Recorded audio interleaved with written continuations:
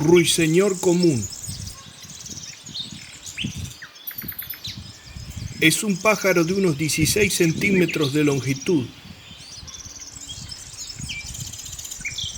Esta ave posee el canto más llamativo entre las aves canoras. Si bien es fácil de oír, es más difícil de ver,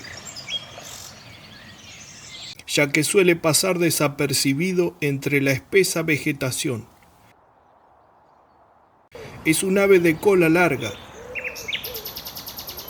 Su coloración de plumaje es pardo rojiza, con el vientre más pálido. Se distribuye por gran parte de Europa hasta Asia Central y por el norte y centro de África. Es un ave migratoria. Esta migra hasta el centro de África para pasar sus inviernos.